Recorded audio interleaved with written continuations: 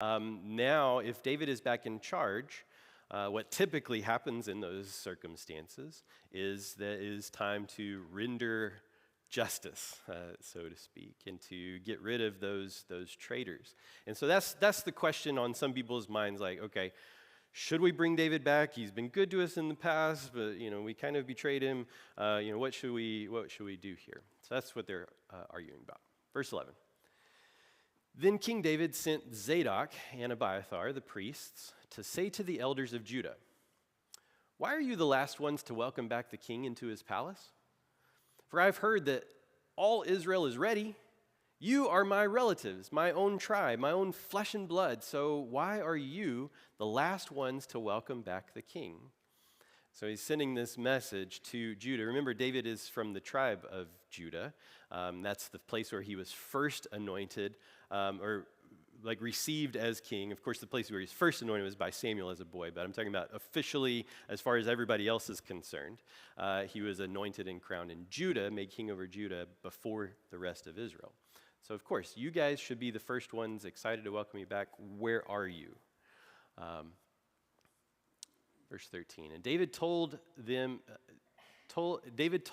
to tell Amasa, "Since you are my own flesh and blood, like Joab, may God strike me and even kill me if I do not appoint you as commander of my army in his place." And so this is kind of you could say, dramatic way of pledging this oath, of making sure, I promise you will be commander in place of Joab. Sounds like politics a little bit, doesn't it? It is, yeah. There's a lot of political things going on in throughout this story. I mean, we're talking about ruler of the country, for sure. Then Amasa convinced all the men of Judah, and they responded unanimously. They sent word to the king, "Return to us and bring back all who are with you." Now, David is going to replace Joab because of part of the story that we skipped over. Joab is the one who killed Absalom. And so when Joab came and told, in the previous part of this chapter, when Joab came in and told them, David finds out what happened, that Absalom is dead. David is saddened, and he is weeping over the thing because it's his son, and this is the way that David is. And Joab kind of reprimands him, like, why are you crying? We just won you the throne back, basically. You're acting more loyal to these traitors than you are to these people who have been there for you. And he kind of chastises him for showing this moment of weakness. But David's been like that, We see that over and over again. He has this sense of loyalty to whoever God has in charge at the time. Remember, he wouldn't kill Saul when Saul was the king, even though Saul was trying to kill him. He was willing to accept Absalom as king if that was God's choice. When Saul was killed, and one of the guys came and bragged that he was the one that killed Saul, even though Saul fell on his own sword, David had him executed. This was just the way that David was. He had this sense of loyalty to what God was doing over what everybody else thought seemed like the natural thing to do. Okay, and so anyways, he's going to replace Joab. Amasa. He appoints this guy named Amasa, and he was the cousin of Absalom and of Joab, to be his military commander. I want to go back here to chapter 17, verse 25. Absalom had appointed Amasa. Okay, remember, Absalom was the traitor son. Absalom had appointed Amasa as commander of his army, replacing Joab. So this is the second time Amasa is replacing Joab, who had been commander under David. Amasa was Joab's cousin, the father of Jether, the Ishmaelite, and so on. Okay. So who is Amasa to David? That's really not a good way to ask that question. Let me just say, Amasa is a traitor. Okay, that's what I'm getting at. Amasa has been a traitor. He has aligned himself with Absalom, who was seeking to overthrow David from the throne. And Amasa has aligned himself that way. And so why now, coming back to where we are here, why now appoint Amasa and make this pledge, like swear to him that he is going to be a commander of his army now? Now that he's coming back to the throne, why would he want to do anything with this traitor? Oh, okay, maybe it's an issue of keep your enemies closer. Okay, maybe so. Okay, so we're seeing already, and this is going to be a theme today, of seeing David offering some forgiveness. Or at least what we might, he doesn't ever say here, Amasa, I forgive you, but we sort of see he is doing something of that with his actions by keeping him around, and this seems like a wild decision, I imagine, for other people. Wouldn't it also be a strong gesture to say, you're talking about the way things usually go, the king comes in and wipes out all the people that are traitors. He's coming in and saying, that relationship can be restored. Yeah, good. So Amasa is not the only one that has aligned himself with Absalom. And so as he's come back, he's got to deal with all of these people. And one way to deal with it would be line them all up and execute them all. And certainly other rulers have done things like that. That's one way. The other way is to try to win them over back to your side. And that seems to be the tactic that David is pursuing. And one way to do that is to take one of them as an example of sorts, as somebody that has been a leader among them, and to bring him over and appoint him as a leader for you.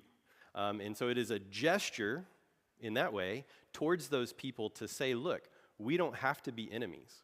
We can be aligned again. You can return to me.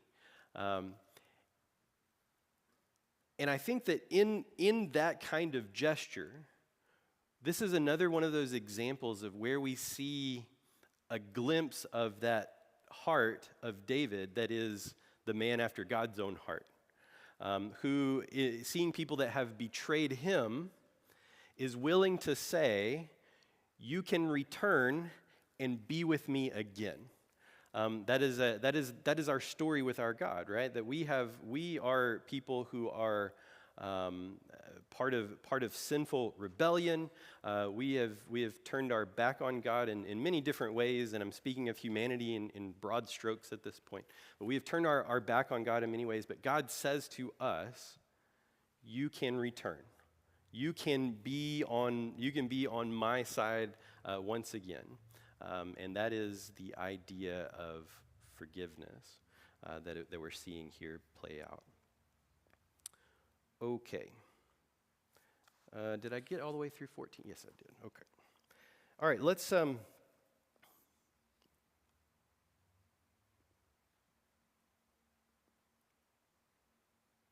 Okay, let's go ahead and go on to the next little bit here. So he offers that forgiveness, he offers that restoration to Amasa, and so now we go to another guy named Shimei. To get context on who Shimei is, we're going back in time a little bit to when David was leaving Jerusalem, and there was this story in chapter 16, verse 5. As David came to Bahurim, a man came out of the village cursing them. It was Shimei, son of Gera, from the same clan as Saul's family.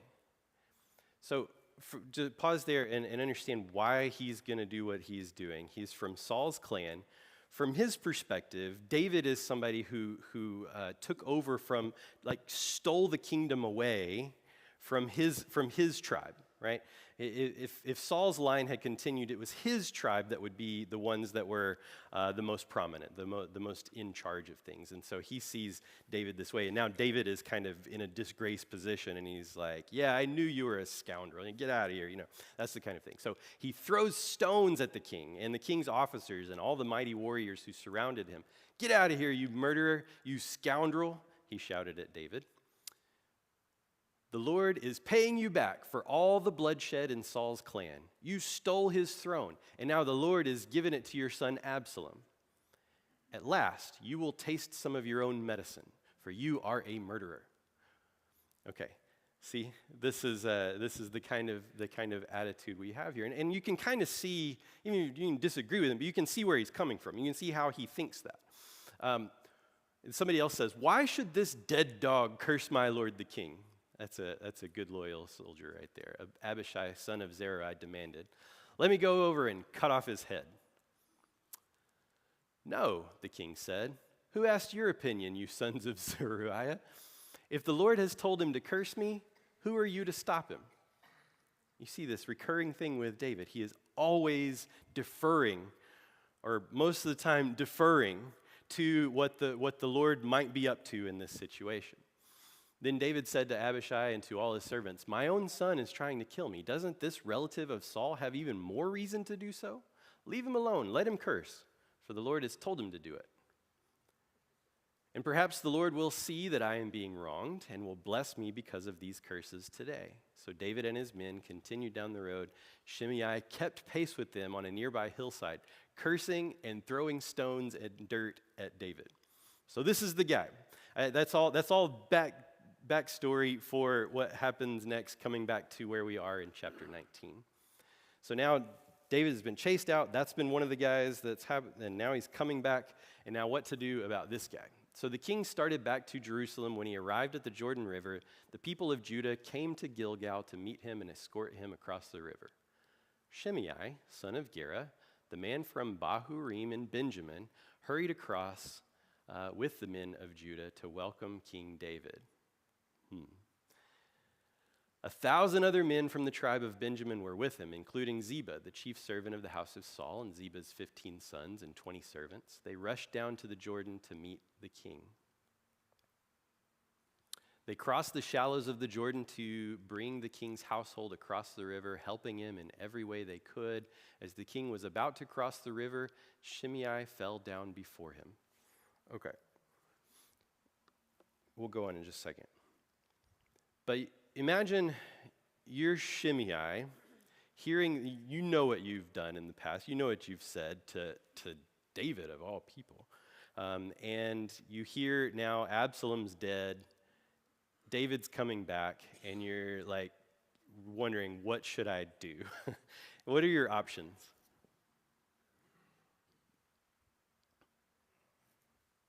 What are the options? What's that? Okay, you realign your loyalties. That seems to be the path that he's chosen here. What's another option? Run. Go into hiding. Or maybe you could try like deny. Like, that wasn't me. That was just somebody that looked like me. You know, like it wasn't. You know, many have tried that kind of tactic before, right? You can run. You can deny. You can go into hiding, or you can just try to get on his good side, do the best that you can, and that's probably what Shimei has decided is his best bet. Because you can hide for so long, but that basically, if you go into hiding and they do find you, that basically seals your fate. So his best chance is to throw himself on the mercy of David. And perhaps he's heard that David has been willing to forgive some other people. And so maybe that's what he's doing. So he goes and he prostrates himself before David and brings a bunch of other people with him to try to help him welcome back. "My lord the king, please forgive me. Forget the terrible thing your servant did when you left Jerusalem. May the king put it out of his mind. I know how much I have sinned. That's why I have come here today, the very first person in all Israel to greet my lord the king." He's leading the welcome party. Then Abishai, look at this, son of Zeruiah, said, same guy as before, "Shimei should die, for he cursed the Lord's anointed king." And David says again, "Who asked your opinion, you sons of Zeruiah?" It's same suggestion, same response. I just think it's funny. "Why have you become my adversary today? This is not a day for execution, for today I am once again the king of Israel." Then, turning to Shimei, David vowed, "Your life will be spared." How would you characterize David in the story today? Forgiving. Absolutely. Any other words you would apply to him? Merciful.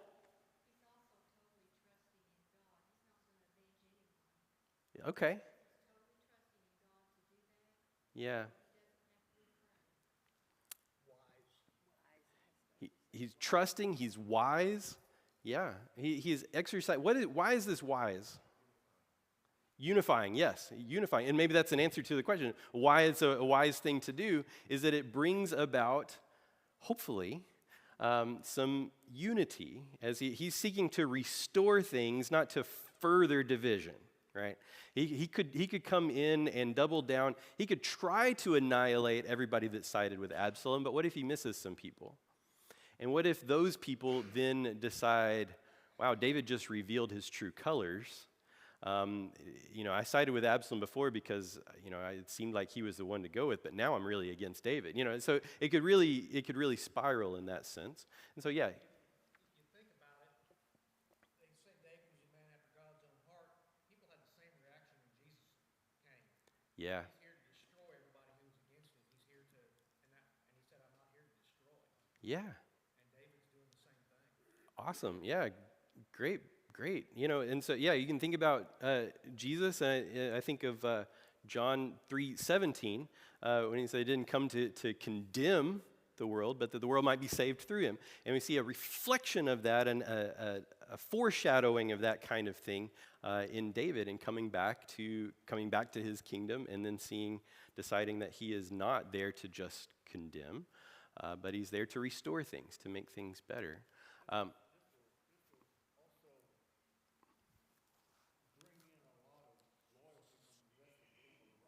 Mm-hmm. Exactly. And so that's part of the wisdom here. He is trying to unite, and he is trying to send this message to people even beyond Shimei. I mean, I imagine people know what Shimei did, and he may not have even been the only one doing something like that. But he is we've got preserved this reputation of what he did for all time. And yeah, he is word gets out. David realized the grace that had been shown him, and he decided to extend a little on his own. There you go. Yeah. What grace has been shown to David? Okay, he got the kingdom back. Sure. He wasn't killed for his Right. with Bathsheba. Right, and so he has had that indiscretion with Bathsheba, we'll call it, and then gone through the whole murderous cover-up process of that. That's not the only mistakes he's ever made, but he's made some others along the way. But he knew at that point that he was deserving. He proclaimed when Nathan confronted him, he proclaimed, that man deserves to die. And Nathan says, well, that man is you. And so he knows what he deserves. But he knows that God has forgiven him. He saw Absalom taking over as potentially God replacing him, bringing some discipline to him as a result, even though he didn't kill him, even though he didn't banish him from God's presence. He sees that as possibly God's discipline. But now he sees himself being restored. He knows that he is receiving grace. He's receiving more than he deserves. And so, yeah, perhaps that is fueling him to show grace and mercy to others with an eye towards restoration. Troy? I'm just thinking that, in so many ways, David is a representation of Christ. Yes.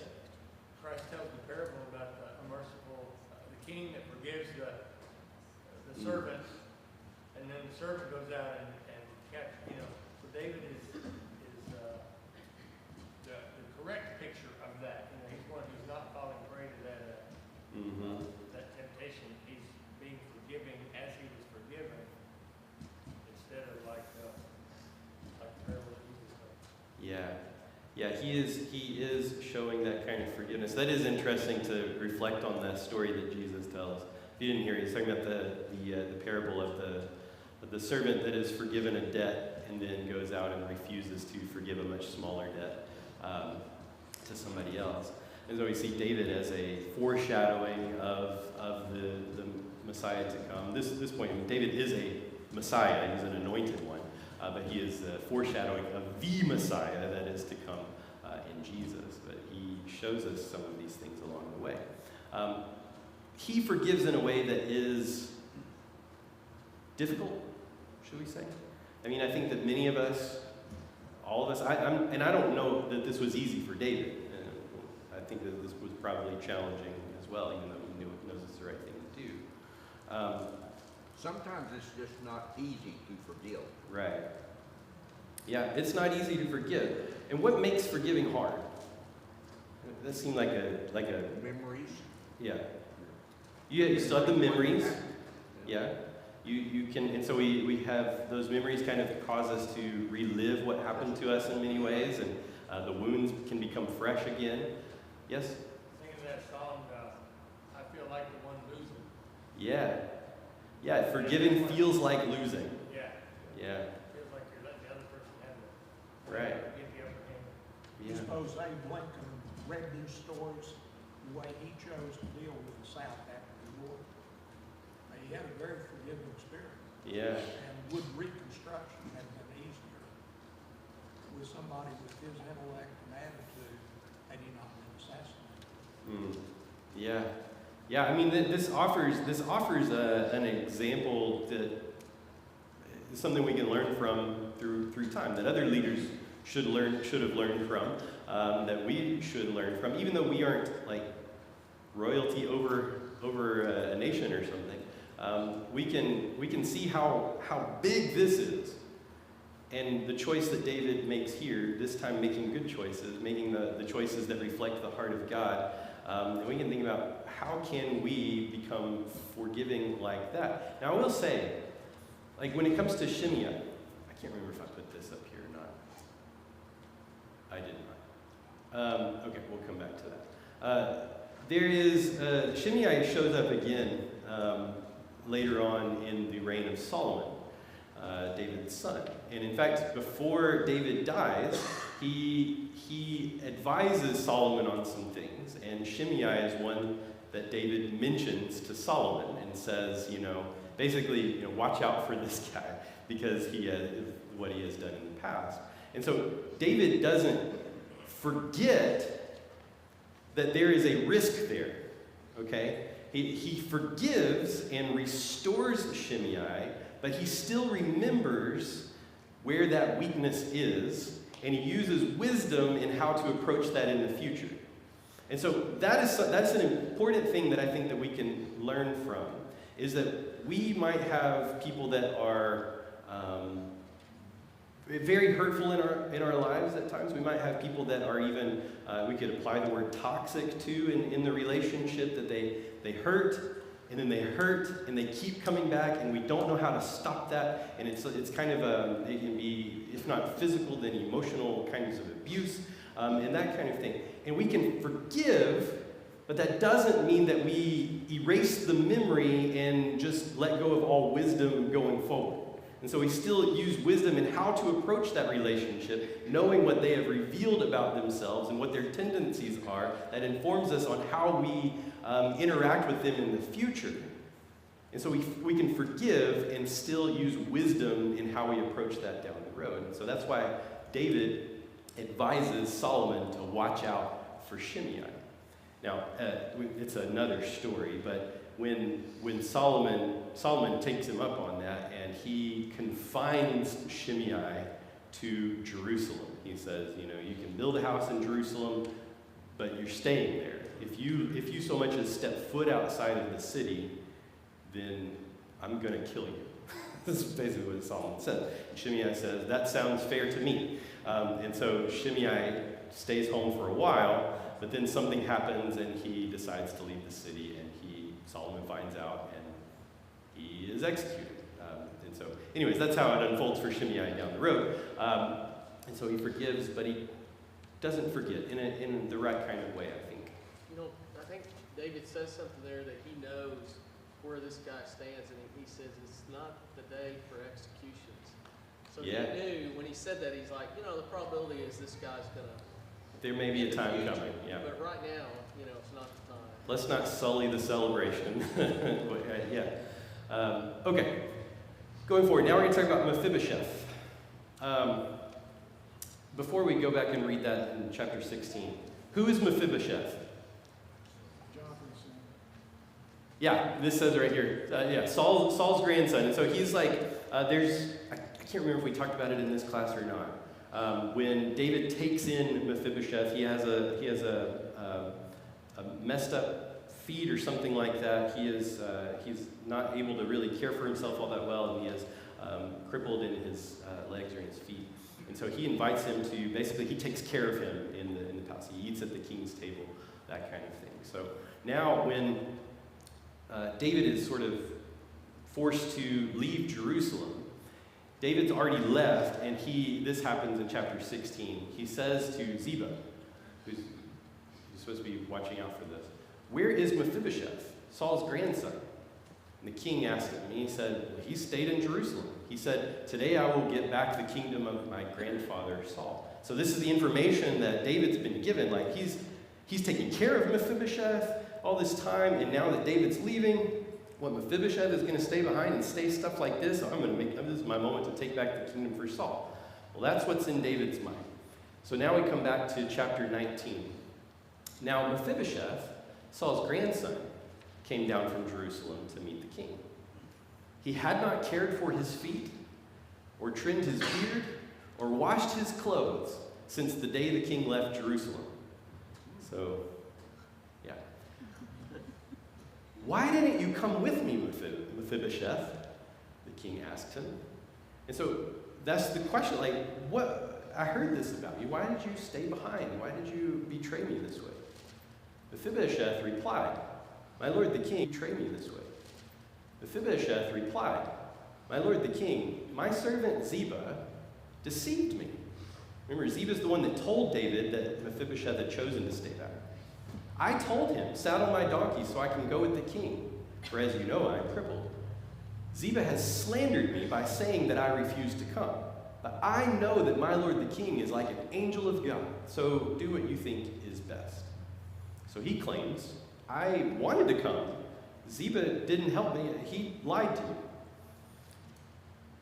All my relatives and I could expect only death from you, my lord, but instead you have honored me by allowing me to eat at your own table. What more can I ask?" "You've said enough," David replied. "I've decided that you and Ziba will divide your land equally between you." So what's happened here is when David got word that Mephibosheth had apparently decided to turn his back on David, David said to Ziba, who is the servant, he's like, "I'm going to give you all of Mephibosheth's stuff. I'm taking it away from Mephibosheth. I'm going to give it to you." Okay, all of his land. So now Mephibosheth is coming back and he's saying, that's not the truth. And so David decides, okay, I'm going to give you back half of that land. So he's now dividing it between Mephibosheth and Ziba. And so we have here a moment. Let me see if you can get this connection. We have this moment of this thing being brought before David. Should it go with Mephibosheth? Should it go with Ziba? And him saying, let's divide it in half, and each of you take half. Does that sound familiar? I see some nods. What does that remind you of? Solomon, yes. So I think, I don't know this for sure, but I think in that famous story where Solomon is deciding between the two mothers who claim the baby is theirs, when he says, let's divide it in half, and that's the way he discerns who really is the mother, I think he is learning from what his father did with Mephibosheth. I think that's what's happening here. He is using that same technique, that same wisdom that he has gleaned from what his father has done in the past. I think that's informing what's happening here. That's just a guess, but that's what I think. how do you think how does he know, how does David know, or what implies that Mephibosheth is telling the truth? What evidence does Mephibosheth Well, have? he hadn't washed, he hadn't taken care of himself, it sounds like he was kind of in mourning or. Yes, yeah, exactly. And so the thing when Mephibosheth approaches, maybe they could smell him coming. You know, he's clearly. I mean, it's notable that he is in rough condition from a hygiene perspective.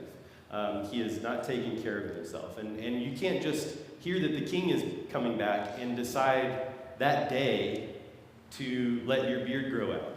Okay, so this is clearly one thing that he can point to and say, look, I have been mourning what happened this whole time. And so this is probably the kind of thing that David is looking at when he sees this and he decides it's not that Mephibosheth is at least partially telling the truth. Okay. Okay, we need to move forward. Let's go on. So Mephibosheth has been forgiving and restoring towards Amasa, to Shimei, and now to Mephibosheth. I skipped this part. When he says he's going to divide the land, Mephibosheth says, give him all of it. Again, there's that other echo of the Solomon story. Now another guy, if we have time. Barzillai of Gilead. If anybody's looking for baby names, had come down from Rogelim to escort the king across the Jordan. He was very old, 80 years of age and very wealthy. He was the one who had provided food for the king during his stay at Mahanaim. So this is one of the places where he fled to after leaving Jerusalem. Come across with me and live in Jerusalem, the king said to Barzillai. I will take care of you there. So he's offering a similar arrangement to what he has done in the past for Mephibosheth. Come live in my house and I'll take care of you, because he's on in years. No, he replied, I'm far too old to go with the king to Jerusalem. I'm 80 years old today, and I can no longer enjoy anything. Food and wine are no longer tasty. I cannot hear the singers as they sing. I would only be a burden to my lord the king. Just to go across the Jordan River with the king is all the honor I need. So what he's saying here is, he's just saying, like, I'm getting older. All the luxuries that you're offering me to enjoy for my final years here, I wouldn't be able to enjoy them anyways. You know, I can't taste anything anymore. I can't hear anything. I can't enjoy the music. I can't enjoy the food. I'd just be burdened. So I'm doing fine here, but thanks. Yeah, that's sort of what he's saying here. He just wants to go across the river with the king. And so here, this is not a moment of David offering forgiveness like we've seen in the others, but offering honor where honor is due. Somebody that has been a good friend of sorts. He has had his back when he needed it. He is ready to offer honor. What can we learn from David on that? We learn the depth of forgiveness, of recognizing the grace we receive and the mercy we receive to turn that around and offer to others. What can we learn from him here? Appreciation? Yeah. I mean, he fed them for this time while they were, in retreat. Yeah. Took care of the army. Yeah, he's fed them, he's taken care of them. He is now, we should be people ready to show honor where honor is due as well. And so recognizing, not in a way that is, elevates ourselves by look how much honor I can show. There's a way to do that too. You can do it in a prideful kind of way. But to really honor in a way that others would receive as honor, in a respectful kind of way. Yes? Sounds like he might have had the COVID. Like he might have had the COVID. Yeah, he can't taste the wine. Oh, I see, because he lost his sense of taste.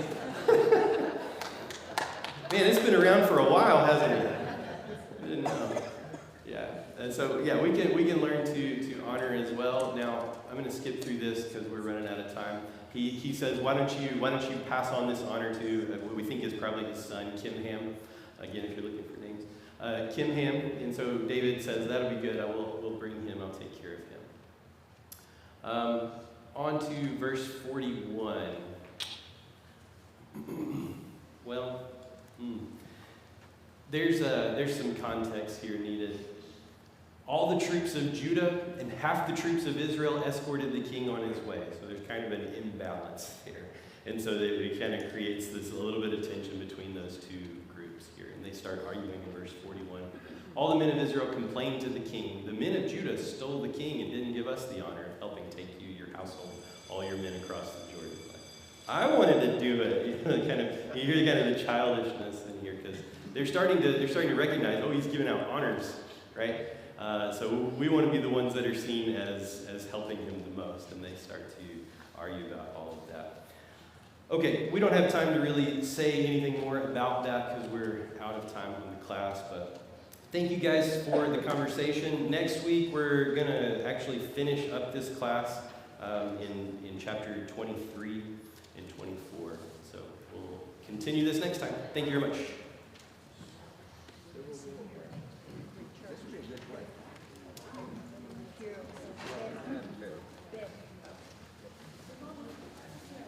Said I wasn't gonna tell anybody, but I couldn't keep it to myself. No, I couldn't keep it to myself.